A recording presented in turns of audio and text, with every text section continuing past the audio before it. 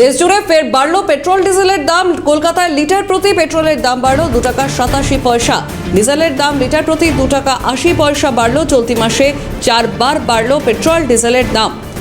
বিস্তারিত জানবো, আমাদের সঙ্গে সরাসরি রয়েছেন প্রতিনিধি অভিরূপা হাজরা। অভিরূপা, চলতি মাসে এই নিয়ে 4 বার দাম বাড়লো পেট্রোল এবং ডিজেলের।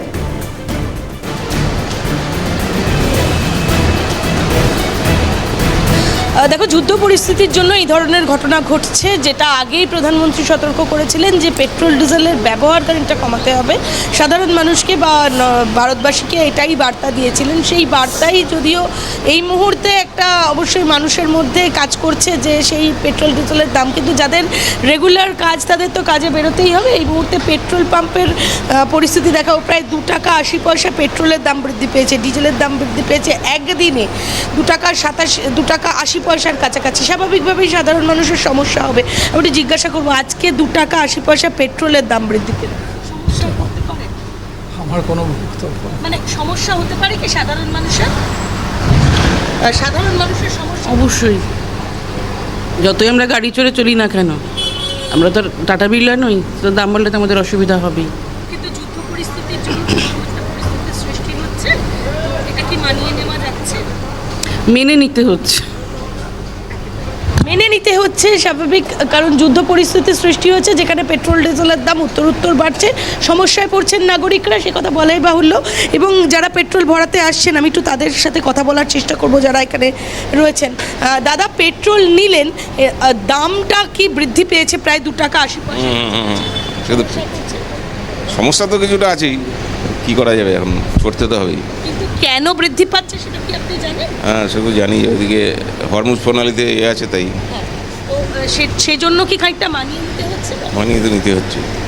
কি বলবেন, মানে পেট্রোলের দাম বাড়লে তো বাজারেরও অনেক কিছু জিনিস সব জিনিসের দাম বাড়বে। পেট্রোল ডিজেল মানে সবে তো ডিজেলে 8 টাকা বেড়ে গেছে, 92 টাকা ছিল, প্রায় 100 টাকা হয়ে গেছে। সমস্যা তো বটেই। যারা অ্যাপ ক্যাব চালান তারা একটু আগে আমরা তাদের সাথে কথা বলছিলাম, ফলে তারা বলছেন যে ভাড়াটা তো বৃদ্ধি হচ্ছে না, যেটা সরকার যদি দেখেন যে ভাড়াটা বৃদ্ধির কথা যদি তারা একটু ভাবেন, তাহলে অন্তত তাদের খানিকটা সুরাহা হয়। কারণ পেট্রোলের দামটা বৃদ্ধি পাওয়াতেই স্বাভাবিকভাবেই যে যাত্রীকে তিনি তুলছেন তার ক্ষেত্রে ভাড়াটা বৃদ্ধি পাওয়াটা স্বাভাবিক। কিন্তু সেক্ষেত্রে ভাড়া যেহেতু অ্যাপ ক্যাবের ক্ষেত্রে বৃদ্ধি পাচ্ছে না, সমস্যায় পড়ছেন তারা, অর্থাৎ ব্যবসা চালাতে তাদের অসুবিধা হচ্ছে। কিন্তু সেক্ষেত্রে যেরকম একটা অপ্রীতিকর পরিস্থিতি দেশ জুড়ে তৈরি হয়েছে, বা সেক্ষেত্রে ভিন দেশের জন্য আমাদের দেশেও এরকম একটা অপ্রীতিকর পরিস্থিতি তৈরি হয়েছে, অনেকেই বলছে মেনে নিতে হচ্ছে। কিন্তু তারপরেও পেট্রোল ডিজেলের দাম বৃদ্ধি পাওয়ায় স্বাভাবিকভাবেই সাধারণ মানুষের অসুবিধার সম্মুখীন হচ্ছেন। যারা রেগুলারলি গাড়ি চালান তাদের অসুবিধা হবে, সেটাই স্বাভাবিক। আমি একটু জিজ্ঞাসা করবো, দাদা, প্রায় 2 টাকার কাছাকাছি পেট্রোলের দাম বাড়লো, সমস্যা পড়বে? অনেক পড়ছে। আমরা সুইগি জোম্যাটো কাজ করি, আমাদের আরও অসুবিধা হচ্ছে, এখানে প্রবলেম হচ্ছে। সুইগি মানে এই যে আপনারা কাজ করেন, তাতে তো আপনাদের যে পেট্রোল ভিত্তিক যে খরচটা সেটা তো বৃদ্ধি পাচ্ছে।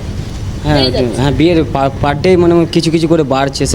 এখন 6 টাকা ছিল, এখন 2 টাকা করে বেড়ে এখন 13 টাকা 54 পয়সা হয়ে গেছে। তাহলে তো কোম্পানি থেকে আপনার তো টাকাও দিচ্ছে না, সেই আমাদের ওই টাকায় কাজ করতে হচ্ছে। বেশ, একেবারে অভিরূপা, অর্থাৎ বোঝাই যাচ্ছে সেখানে সাধারণ মানুষ যারা আসছেন তারা সত্যি সমস্যার মুখে, কিন্তু কিছুই করার নেই, মেনে নিতে হচ্ছেন, যেমন একজন ইতিমধ্যেই জানালেন। অভিরূপা, ধন্যবাদ। আমাদের সঙ্গে সরাসরি ছিলেন প্রতিনিধি অভিরূপা হাজরা। আবারও দাম বাড়লো পেট্রোল এবং ডিজেলে, চলতি মাসে 4 বার বাড়লো এই পেট্রোল ডিজেলের দাম। কি বলছে মন্ত্রী দিলীপ ঘোষ, শুনবো।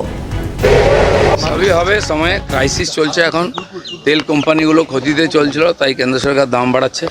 সারা বিশ্বের দিকে একটু তাকালে বুঝতে পারবেন কী পরিস্থিতি হচ্ছে। পেট্রোলই পাওয়া যায় না, রাত জেগে জেগে লোকে নেয়। এখন অ্যাভেলেবেল আছে, কিন্তু অয়েল কোম্পানিগুলো বহুদিন ধরে ক্ষতি স্বীকার করে চালাচ্ছিল, তাই তাদেরকে একটুখানি তো সুযোগ দিতে হবে, নাহলে কোম্পানি বন্ধ হয়ে যাবে।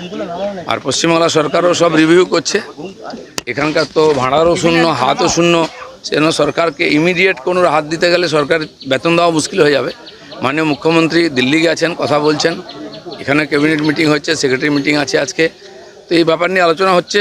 যথাসময়ে আমরা ডিসিশন নেব। সরকারের এখনও মন্ত্রিমণ্ডলের বিস্তার হয়নি, এই কাজগুলো হলেই হবে। যেগুলো ইমিডিয়েট করার দরকার ছিল সেই ডিসিশনগুলো আমরা নিয়েছি।